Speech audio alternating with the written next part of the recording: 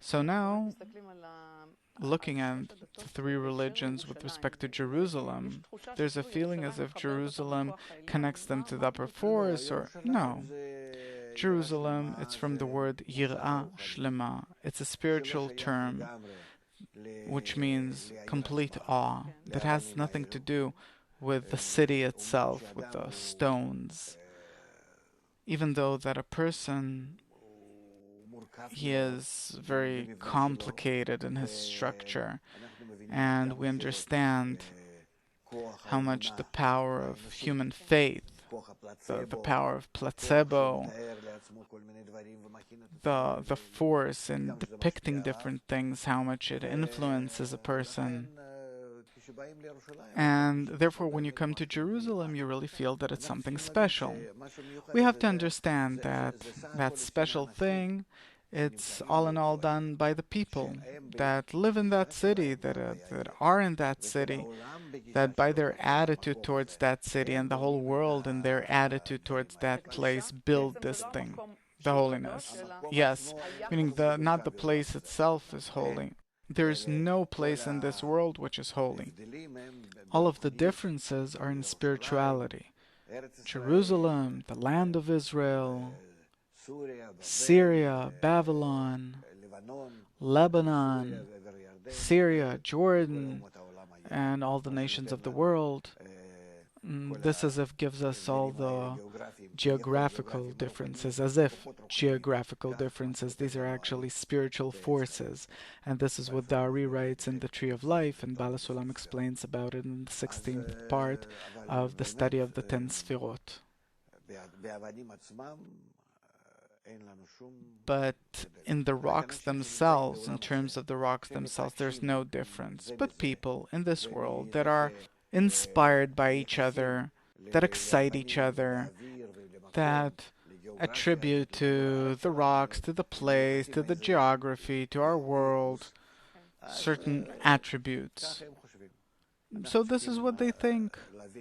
We have to understand that if we transcend, and only when we transcend above all of these corporeal impressions of this world, of people in this world, we can reach the true impression, aspiration of the qualities which are called Jerusalem, Har HaBayit, the temple, Israel, the nations of the world, which are inner qualities of upper forces that we have to come to, that we have to reveal. And to reveal the spiritual Jerusalem, and inside it the spiritual temple, and inside it our contact with the upper force in the Holy of Holies, and that way to reach a state where each and every one reaches the revelation of the Creator and adhesion with Him. Especially in Christianity, there are many references to the Upper Jerusalem, Divine Jerusalem. You just mentioned spiritual Jerusalem. What do you mean by spiritual Jerusalem? When I say Jerusalem, I mean the spiritual attribute, discernment, which is called bestowal onto others. And any spiritual discernment is always towards bestowing onto others, that a person comes out of his ego and he starts taking himself out of himself, meaning he starts integrating with what's outside of him. He starts bringing them closer to himself and bestowing onto others. So this tendency of bestowing onto others, this bestowal is called spirituality. What kind of bestowal onto others? In favor of others. When a person comes out of himself and starts working in favor of others, then that's called a person's spirituality. And what does it have to do with spiritual Jerusalem? Spiritual Jerusalem, it means that I reach a certain specific kind of bestow. What do I bestow?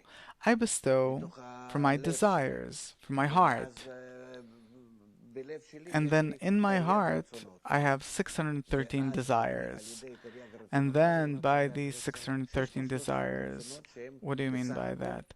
613 desires that all in all build a new desire, the desire to bestow. And when I reach a state where I bestow, I reach a state where I reach a certain level of bestowal called Jerusalem.